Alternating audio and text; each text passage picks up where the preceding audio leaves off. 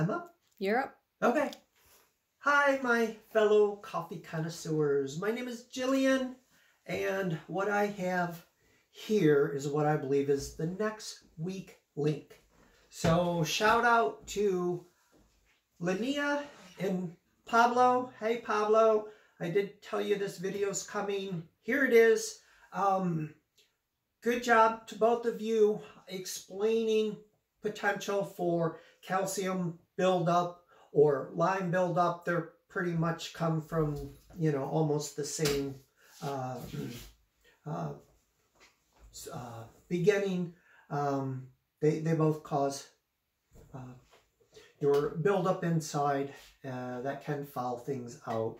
And I would just like to say that the filters, some people have mentioned that they do have inline filters. Either with the refrigerator, you can put the whole house on a filter. You could put just your kitchen sink on a filter. And just an FYI that those filters are usually limited to the cold water side only. So please try to fill your Ninja up with cold water and not the hot water. Then you kind of circumvent the whole filter thing. And there's so many different factors between the filters, and then, you know, the content of the water that you're using.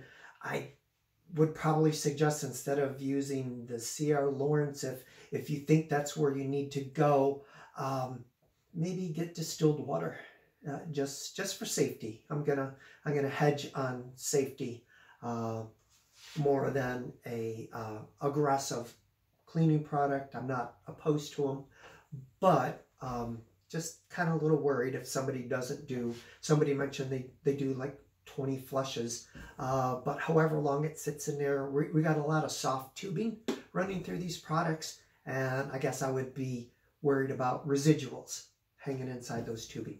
I'm sure they're all replaceable. Almost everything's replaceable. So I am here with, again, this Ninja Down. And this is, it says on the bottom, CF091. They may be holding similar mechanics on the inside, because I'm going to take you inside the brew basket. This is our problem. I took this whole thing apart. I traced what's going where, looking for the reason why they kept emphasizing with the Ninja how to repair your 5 beats of death. They kept emphasizing so much on making sure your brew basket is in all the way and it's flush. You know, the same thing with, you know, the water tank as well. But what I'm going to do right here, I'm going to start taking it apart as I'm explaining. Since it's already laying down, the easiest way, there's a tiny little stainless steel screw, tiny little flathead that will take off the outer cover of the switch for the drip stop. So we need it out of the way. I'm going to put it in a container there. We need that to pull out the inside portion of that. After that, you're going to see 5 screw bosses, and we're going to emphasize with additional lighting right here, right behind this. This is the upper part of the magnet. Okay, there's an electrical service that goes to this, and there's a corresponding magnetic counterpart that is molded inside the plastic of the inside of the brew basket. Pretty cool. I mean, it's thinking outside the box. They just needed to go a little more distance on there, and I'll explain that when I get it apart. So you got one screw boss that sits on the other side of here, and as you can open and swing it to whatever makes it easier for you. We got one down here, we got another over here, and then the 2 there. These 2, just don't let them come out. They can be frustrating trying to get them back in, and especially if you don't have magnetic tools. So you can go, the best tool is a #1 Phillips. It fits in these tiny screw heads much better. They're pan heads. These ones are magnetic. I do have a drill here. I will take others out with the drill. But once you get it to the point where it's loose, these ones, keep them in. I'm going to throw a little bit of Scotch tape so they don't fall out if I want to tip it up and down and upside down and all that good stuff. Now, please, and I just did it. Okay. Well, I do have a drill. I'll worry about that when I put it back together. Hopefully, since I've done this multiple times, just to try and verify everything I'm doing is a positive fix. And potentially, I don't know how long it can carry you. This unit is 1 year, 1 month old. And of course, Ninja was so helpful with me, which they were just going over the same stuff Pablo and Linnea went over. But yeah, I'm kind of a little condescending in my say how helpful they were. They went through the same stuff they did. So, first one down. Of these three are different than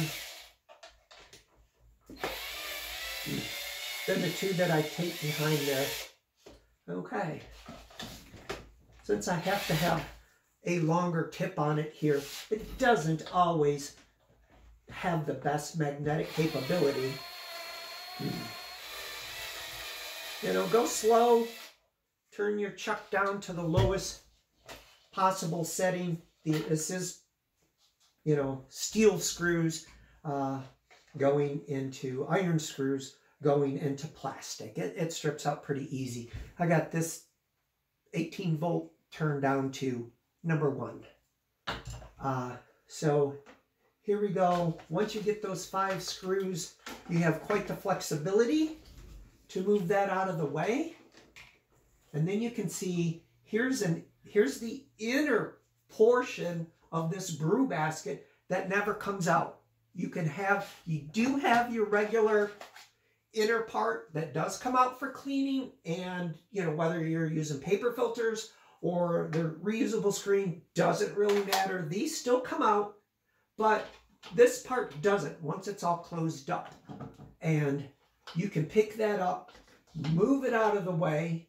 It's still held on in place. And this is what we're looking for right here. I took that screw out of the handle. That allows this to actually be pulled out of this carriage, or the outer frame. We'll call it the outer frame of the brew basket. Now, what I did drop is just a spring-loaded little gizmo. It is pretty cool looking, where it has rounded ends, because in the bottom here, there's one part of the rounded end. So what you want to do when you put it back together, you're going to see one side has a larger diameter than the other because one fits inside of the other. It's spring-loaded, so when this goes back in there, needing 3 hands, you know, is not a bad idea if you have somebody that can help you without getting in the way. It's like a ball and socket. The ball portion of that goes in here, and then there's a same ball portion receiver up here. So those go in there. That creates the tension on your drip stop going side to side, so that it's not going to just do what it wants to from vibration or whatever means. So I'm just going to set that aside for now. Here's the big thing. This is the big everything, is this spring. Okay, putting this back in here so you can focus now on the spring.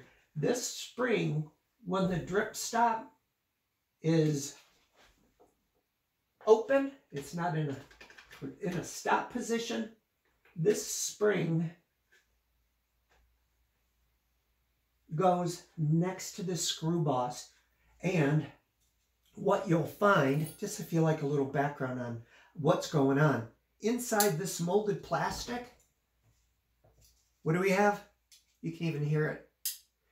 There's a magnet molded inside this plastic outer surface.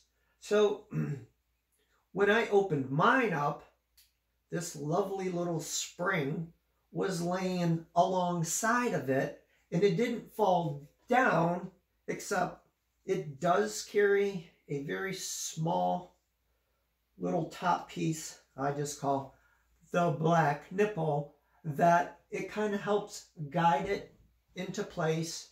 I'm just going to take that off for now. You're going to see at the very top, this spring is sitting on that magnet that's covered up by the molded plastic that this is in. This spring carries up and matches up with this portion. So there you go. This has to be up in this position to make that magnetic connection from parts you don't even, see without knowing what's on the inside of it. That has to happen. Otherwise, you get the 5 beeps.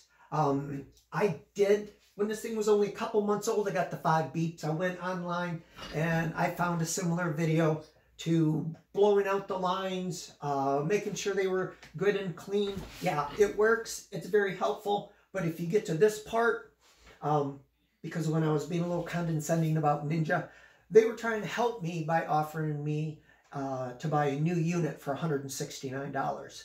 I did see online that said usually if it's a year or 2 old, they'd replace it for free. And I'm like, I'm all for that. But I was 1 month over warranty. I know everybody has to have a line to draw, but really, anyhow, they said no, but they would sell me a new one for $169. I go, well, you're not doing me a favor. This, by what I've gone through, I don't want another one. Although I do like it when it works. Yeah, it's great. I like, my kids like to make their fancy little coffees, and my one son, he's practicing, and he's quite the, what do we call it? Barrister? Barrister? Huh? Barista. Barista, baby. Okay, barista. So, and he's quite good at it too. So he likes having the little stir in here. I don't even know if this heats up. I thought it would, but it might just be a stir. It does have coils that normally are represented from heat. So I'll look into that a little bit more. But if you want to save yourself money and it works just as good as it did when it was brand new, and you've already tried the suggestions from Pablo and Linnea, if it still doesn't work, go this route. Open it up. Just be patient. Don't do it when you're desperate for coffee, and maybe don't do it when you've had too much coffee. So I kind of fall both sides of that like a tennis match quite quickly. So what you'll find, going back to this, the repair itself, is you can slide your spring right back in place of where it's supposed to be, and it looks great. You could even put this all back together, and then you go to move it back and forth one time, and you'll hear it actually disengage and pop off. It ends up being somewhere on the inside, which usually jams the switch anyhow, because this bottom base has 2 inclines on it that moves your other 2 inner cups up. You can see that, if you're interested in it, you can see that as you turn this left to right, it raises these products up to make, it's not a tight seal, it's not a watertight seal, but it brings it up to make contact with that. And that aspect is not what, however good that is or not good that is, it does not make the difference to whether this works or the 5 beats. The 5 beats is we have to create that magnetic. We need to bridge that magnetic connection here. So what I did, 24 gauge wire. If you don't have that, a twist tie will work. You can find a paper one. If you feel like you want to strip off all that paper, it would be easier for you to do that. What I did, fold it in half. I compress it down to pretty much a point like that. And then I'm going to be turning it around, kind of roll it around a little bit, trying to keep it somewhat kind of, maybe like a heavy 16th in diameter, something that will go and fit on the inside of the spring right here. And just looking at it, generally speaking, it looks a lot like a spring you're going to find inside of a spring-loaded ink pen. So if your spring is not in there, you need one. Grab an old pen that doesn't work. We all have them. Take the spring out And there's two little tabs here on this top surface. And you'll see, you can play with it, that the coils, the last two coils on this spring slide in there nicely, but maybe with age, hot and cold, maybe there's, it becomes weak. And then before you know it, and going back and forth, I mean, all it takes is a little bit of, you know, it's not sitting on ball bearings or anything like that. So a little bit of, you know, kind of losing its shape after being used for a year or so, depending, you know, if you're a heavy connoisseur of coffee, as I am. And all it's going to take is have to be a little bit out of place, and it could possibly then be pushed off just by rubbing against that screw boss. So what I did is I reinforced it to stay there. I took a 24 gauge wire here. I bent it over and I slipped it inside the spring. And then what I did from there, I'm going to make this just a little smaller because you want some head height in here so it doesn't pop out. If it was just a single wire going through this, it's going to find its way where the spring's going to fall over. It won't go anywhere. But if you find it, have that little knot. I'm going to call it a knot, even though it's not really a knot. I'm going to reset my spring here before I put it back together. And up it goes into there. And you can just screw the thing all the way back down. And what I did when I showed you the magnetic ability of this here, I took a 1/16 inch drill bit. I knew that, I mean, drilling through a magnet is not the easiest thing to do. You don't really want to.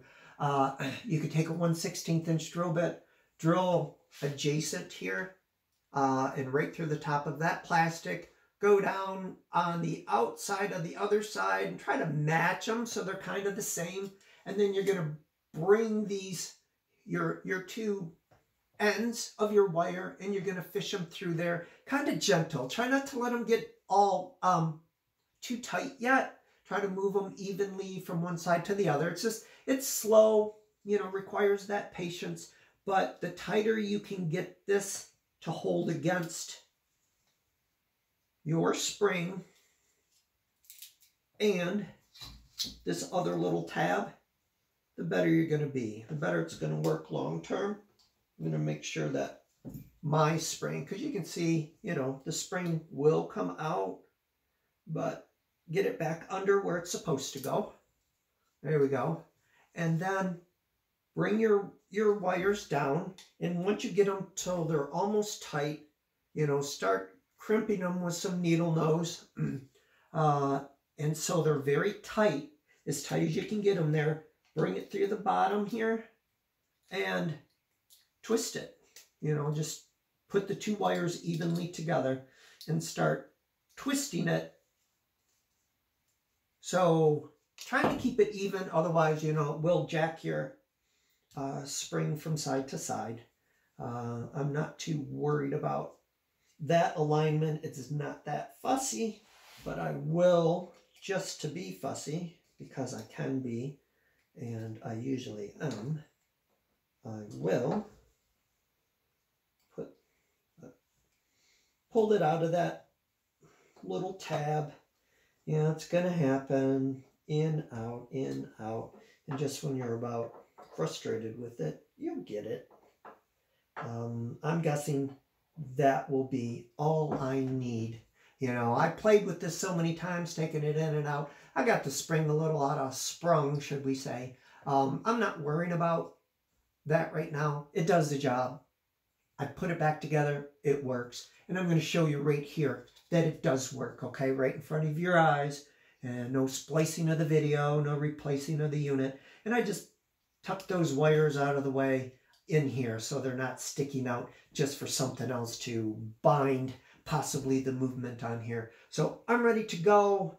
You do not need the little black, what I'm calling the black, the nipple. You don't need it. I would like to have it just in case it kind of keeps it. It's larger in diameter than the spring, so it should be helping guide it to where it should go, could go.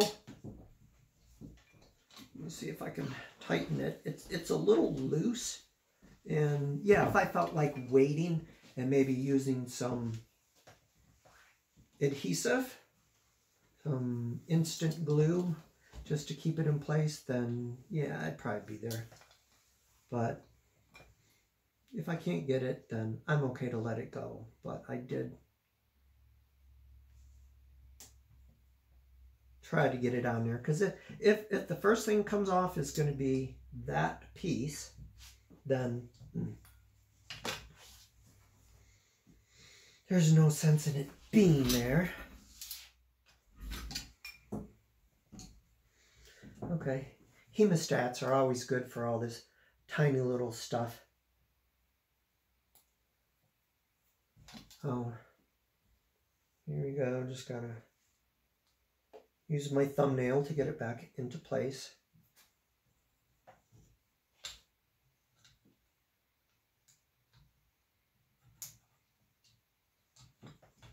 Okay. Yeah, I was just trying to manipulate the shape of this a little tighter on the top, because I know that my black nipple keeps coming off, and I didn't want to, you know, I'd like to have it exactly as it could be, should be, or as it was when it was brand new. So just to show you guys you don't need it, then I will be the sacrificial lamb. I'll go without it. I don't think it matters, and I know it doesn't matter, because the first time I put it back together, it popped off. And so anyhow, I sprung the sprung, and I'm going to slide that back in place. So when you first go to put it together, it'll be all the way to the left on the outside. And you're going to see that you're going to have your, see how that spring is next to the screw boss? That's where the screw goes into. So kind of hold it right there. Start bringing out your other parts of that. You'll see that this has a double rail, double lip on the top. So it'll go, and it fits inside of that, the lowest base, and then it kind of cradles the edge of the outer. So I'm going to here. So here I am. There I'm sitting next to the screw boss. You still have a screw boss on the other side. So once this part comes out, and with this part, kind of just, sometimes you got to kind of just, you know, be a little gentle and free with it, and allow, you have to try and hold the lower portion, the lower molded part. I've got my thumb down here holding that little switch in the front, and my fingers up here holding the top here, and then I'm bringing this up to come together. Before you start putting your screws in here, if you pull this to a full swing, there's a potential that you've gone like a fraction too far, and then it won't swing back in. You get all the screws in, and then it won't go back in. So make sure once you get it to this point, hold these together, and there you are. And I do have a screw on the bottom. Should be ready to go.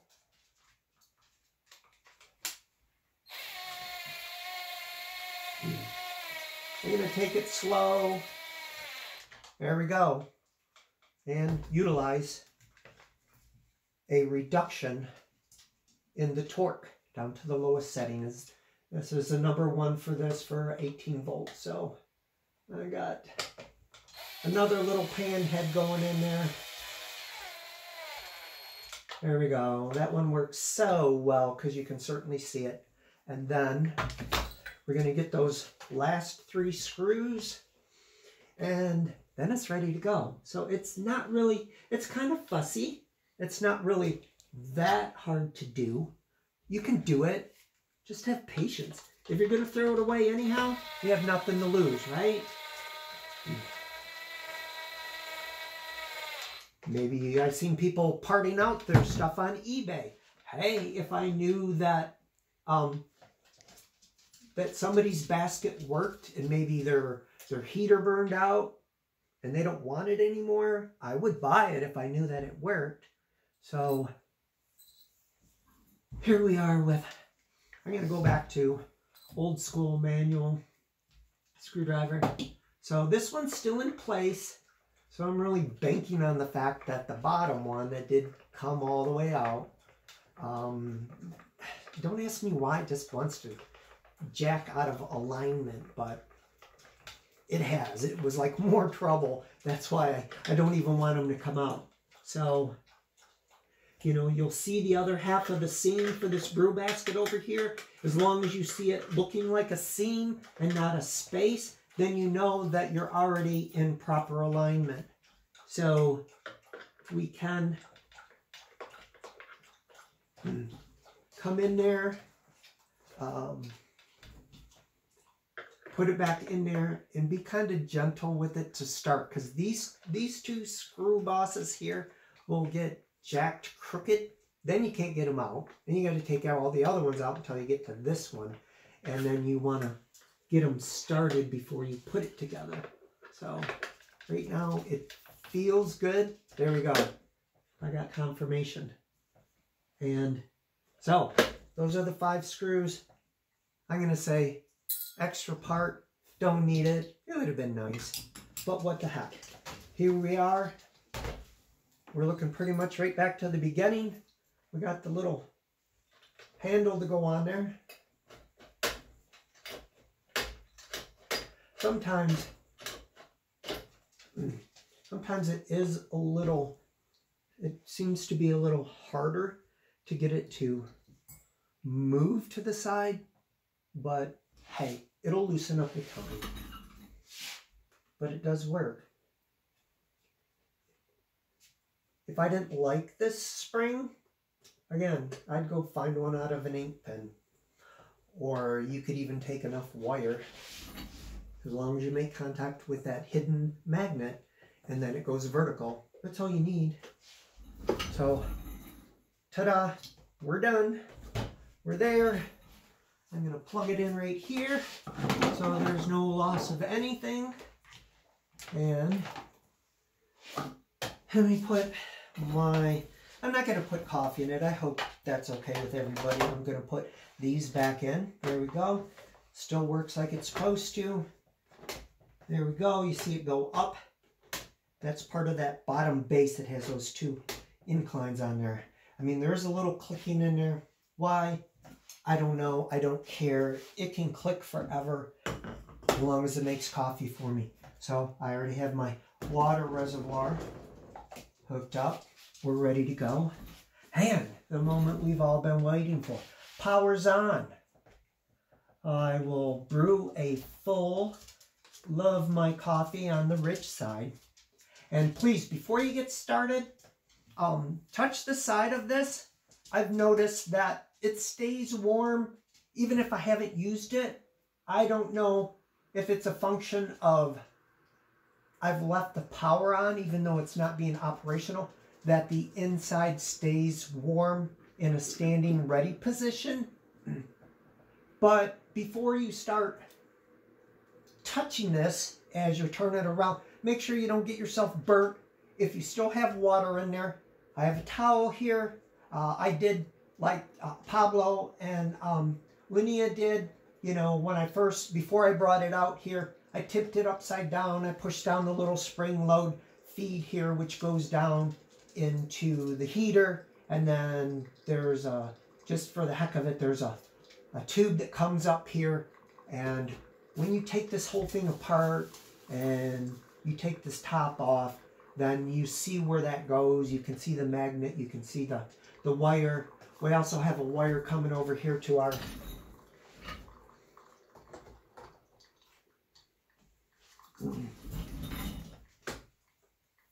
so it looks like it may be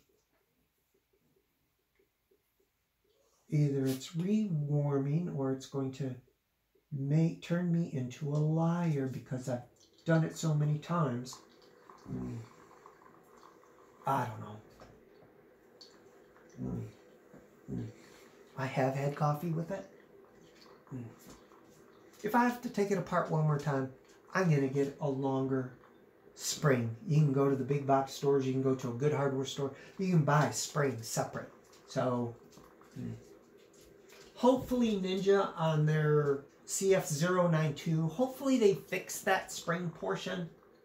You know, they may not have known it was a problem. It looked good at the beginning, but once you put things through their actual pace out in the field, you know, this pot probably made well over 500. Sometimes there's more than a pot a day. So maybe, you know, if they said, hey, our warranty is to make 500 pots of coffee, you know, then is that going to take you 30 days, you know, 365, or will it take you 5 years to achieve that? You know, that may be what's behind that spring.